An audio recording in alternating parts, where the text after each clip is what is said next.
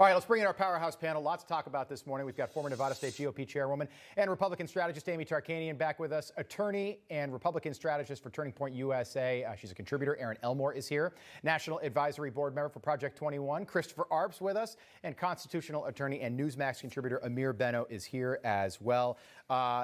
Kevin McCarthy, speaking of Emerald Robinson, Kevin McCarthy met, of course, with the president yesterday. All the leadership was in the Oval Office, which, by the way, would be like the biggest news of the month when that typically happens because it happens so infrequently. The House Minority Leader went outside, took questions from the press. Emerald Robinson, our own Emerald Robinson, asked him a question, and he made it very clear what his plans are for 2022. Take a listen. About your future in leadership, given you protected Cheney for so long amidst earlier calls to remove him? Not at all. You're not concerned at all? No, I'm looking forward to being Speaker in the next Congress. Thank you all very much.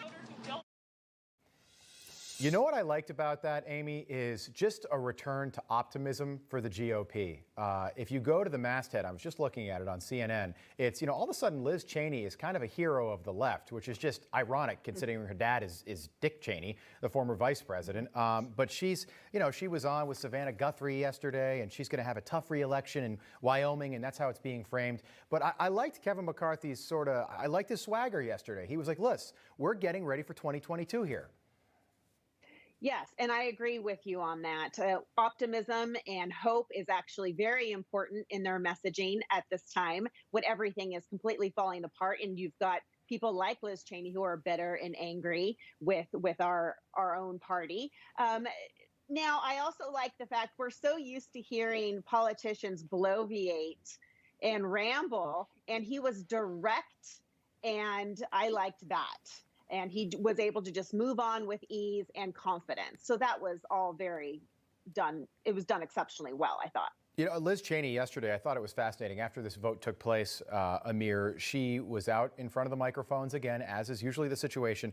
And she said that she's going to do everything in her power to make sure that Donald Trump is not in the Oval Office again. She's referring to 2024. But then President Trump released a statement from Mar-a-Lago, and he said that he wouldn't be surprised if Liz Cheney is at some point, maybe as soon as 2022, after she loses in Wyoming, that she becomes a contributor for, one of the left-leaning cable news stations. And I've got to admit, I read the statement and I said, that's actually a very plausible possibility, I think.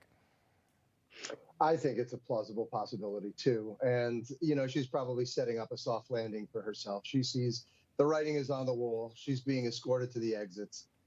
It's not going to be too long before she's ousted, and she's setting herself up. I mean, why wouldn't they want to have her? They want to have a talking head Republican, just like MSNBC has Morning Joe. They get him on and they get to say that they have a token Republican who subscribes to their worldview. Yeah, it's interesting.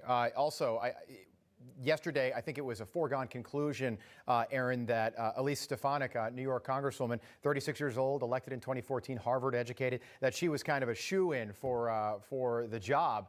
But interestingly enough, we had Congressman Chip Roy on the show yesterday, and I asked him, he said, well, I think there needs to be somebody else to run against her to at least, to make it a competition. And I asked him then, and I said, well, who do you think that is? And he says, well, I'm not going to give you a name right now, but he kind of had a smile on his face. And then yesterday, I'm kind of, the day continues on. It looks like Chip Roy might actually toss his hat into the ring just to create some competition. I think Elise Stefanik's a shoo-in, but have you heard anything like that?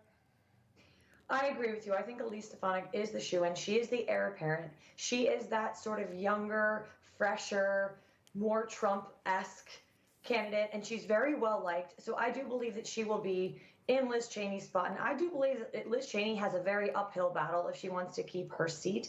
But we don't know who's emerging for that job. And we know that those primaries there are pretty tough.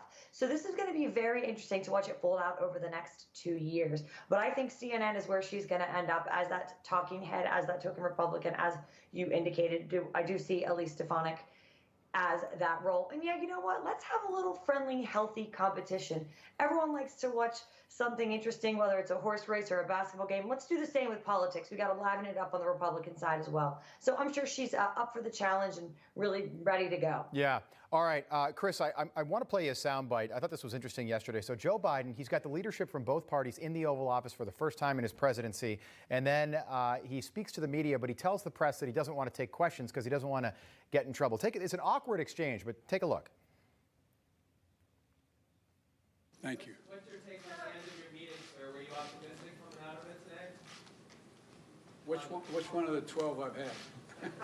Pelosi, Schumer, and the crew. Infrastructure, sir, and in particular. You guys are bad. I'm not supposed to be answering all these questions. I'm supposed to leave, but I can't resist your questions. Chris, this guy's not out there selling widgets, all right? This is the leader of the free world. We've got the biggest infrastructure bill on the table of all time. The border is a disaster. Crisis in Israel right now, the gas situation that's happening with Colonial. This should be the moment where he should be taking questions as the leader of a democratic country, but he kind of awkwardly goes up there and says, they tell me I'm not supposed to take questions. Why is that, Joe? I don't understand it. It was so odd to me to watch that play out yesterday. Yeah, Rob, this is just a continuation of what we saw during the campaign, is that his handlers do not want him in front of the media taking questions because they're just not comfortable with that. I think it's also a reason why the first 100 days of his presidency, he only has a 52% approval rating, when traditionally new presidents have between 60 and 80% approval ratings. Right. I think the American people see this lack of leadership, and it's reflecting in the polls. And this is still the honeymoon phase, Chris, for President Biden. Amy, I guess my thought was when I saw that yesterday, put it this way, if he was out there trying to convince me every single day, maybe this bill could possibly be more bipartisan, but he's not doing that.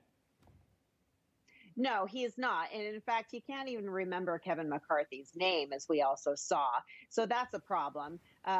When you've got somebody who is saying one thing, but then his actions reflect the complete opposite. This is a pattern that we're seeing with this administration. They want the public to think and believe that they are reaching out across the aisle, that they are inviting the Republicans on over to have an honest and open discussion on how these bills should be put together, when in reality, they don't want the Republicans' input.